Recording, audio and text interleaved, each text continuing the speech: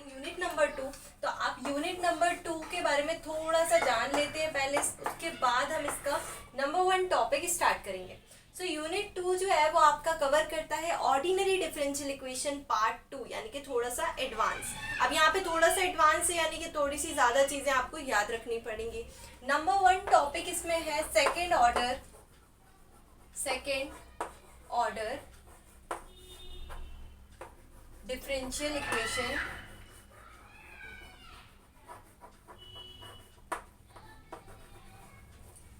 Differential equation with variable coefficient।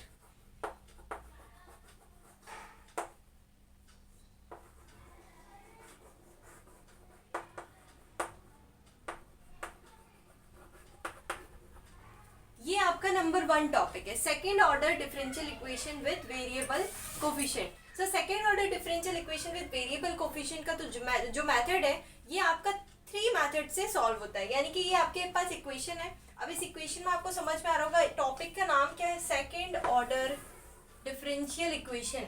Second order का मतलब आपको पता है कि कितने बार डिफरेंशिएट हुआ है।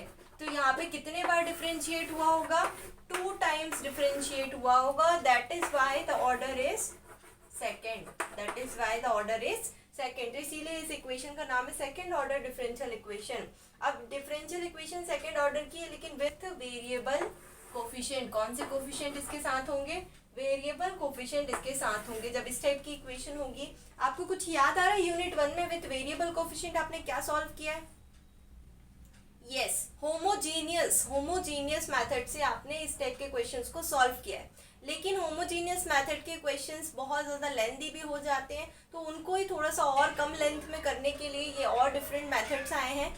वो मेथड भी कभी कभी होमोजीनियस में आप सेकेंड ऑर्डर में कवर कर सकते हैं, बट अभी हम टॉपिक वाइज चल रहे हैं तो उसको छोड़ दीजिए। Second order differential equation with variable coefficient में आपके इस तरीके से इक्वेशन होती है, और इसमें आप कितने मेथड से इस इक्वेशन को सॉल्व कर सकते हैं हम वो देखते हैं। So let's start. यहाँ पे आप 3 मेथड से इस टाइप की इक्वेशंस को सॉल्व कर सकते हैं। नंबर 1 मेथड क्या है? नंबर 1 मेथड है कॉम्प्लीमेंट्री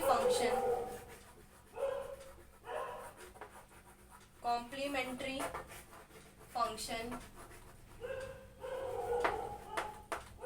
इज नोन। जब आपके पास कॉम्प्लीमेंट्री फंक्शन क्या हो ऑलरेडी पता चल जाए। और नंबर 2 मेथड कौन सा है? तो नंबर 2 मेथड है रिमूवल ऑफ फर्स्ट डेरिवेटिव।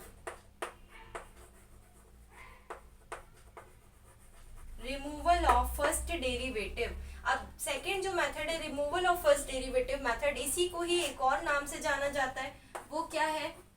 और नॉर्मल फॉर्म, और इसको पूरा बोलते हैं रिड्यूस टू नॉर्मल फॉर्म। और इसको क्या बोलते हैं? Change of dependent variable. कौन सा वेरिएबल? Dependent variable. तो बताइए डिपेंडेंट वेरिएबल क्या होता है?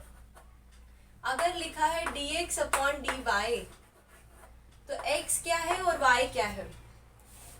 x किस पे डिपेंड कर रहा है? y पे, नीचे वाले पे डिपेंड कर रहा है। अगर नीचे वाला हट जाएगा तो dx गिर जाएगा, राइट? सो x क्या हो गया? डिपेंडेंट वेरिएबल हो गया। यहाँ पे इस केस में केस डिफरेंट हो सकती है, y ऊपर हो सकता है तो y क्या हो जाएगा? डिपेंडेंट हो जाएगा। यहाँ पे y क्या है? यहाँ पे y क्या है? इंडिपेंडेंट वेरिएबल है।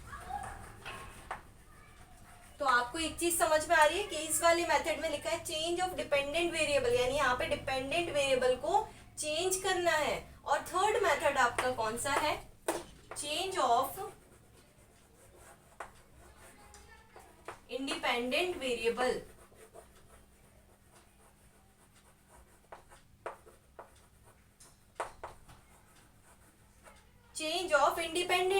तो ये आपका थर्ड मेथड है।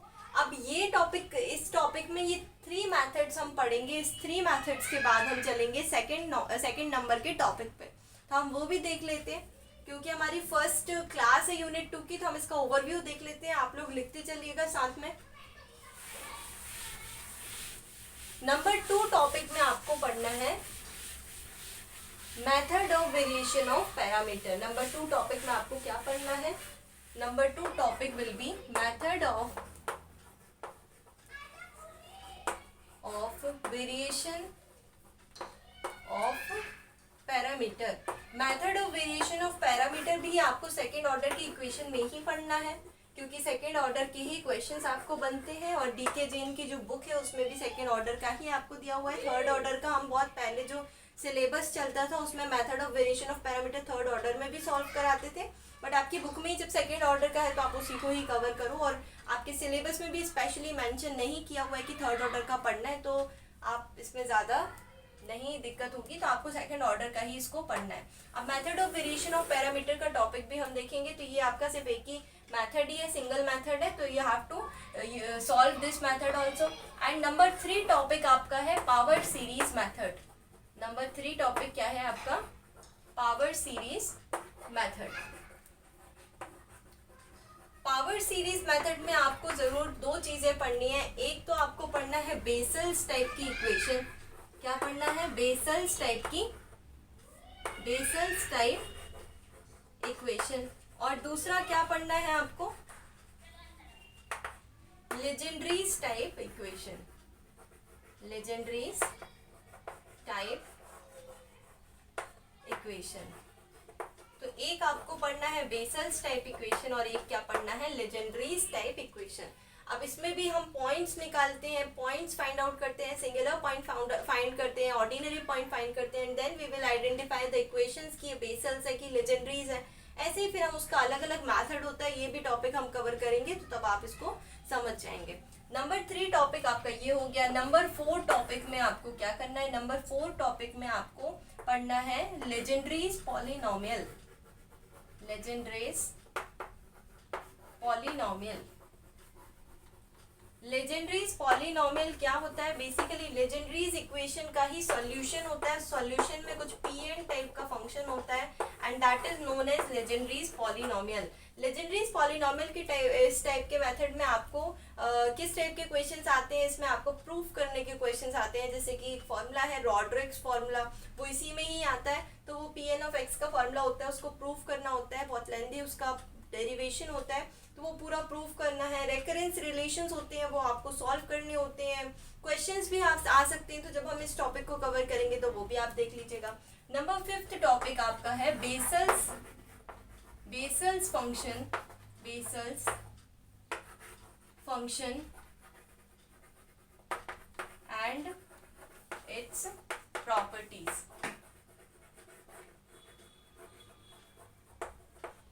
And its properties. So Bessel's function and its properties is also very similar to Legendre's polynomial, but Bessel's function according to question paper RGPV, ये बेसल्स फंक्शन आपका बहुत इंपॉर्टेंट टॉपिक है, तो लास्ट टॉपिक तक बने रहिएगा channel पे, और उसके बाद भी बने रहना ही ऑब्वियस सी बात है, क्योंकि यूनिट 3, 4, 5 भी हम यहीं पे कवर करने वाले।